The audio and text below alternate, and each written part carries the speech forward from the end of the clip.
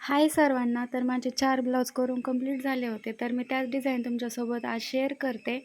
तर हे पहिलं ब्लाऊज होतं. त्याला असं स्लीव्जला लोटस होतं. बॅक साईडचा गळा बोटनेकचा होता.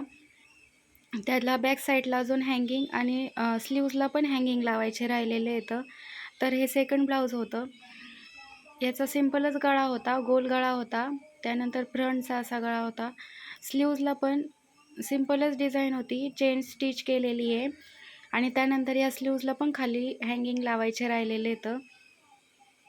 हे तिसरं ब्लाऊज आहे. याला हँगिंग वगैरे लावून झाले होते. फक्त याच्या स्लीव्जवरती जास्त काही डिझाईन नव्हती, फक्त बुट्ट्या टाकायच्या होत्या.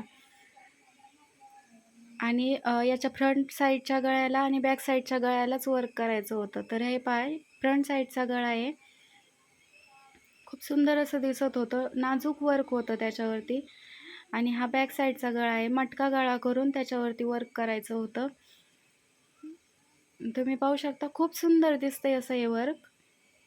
त्यानंतर हे चौथं ब्लाऊज होतं. यावरती पण सिंपलच डिझाईन होती, मिरर वर्क होतं थोडंसं. आणि याच्या स्लीव्ज छोट्याशाच होत्या. 5च इंचाची बाही होती त्याची, त्याच्यामुळं जास्त काही वर्क नाही करता आलं. खाली एक बॉर्डर केलेली आहे आणि बुट्ट्या टाकलेल्या होता. हे फ्रंट साईडचा गळा आहे. तर तुम्हाला कसं वाटलं मला नक्की सांगा.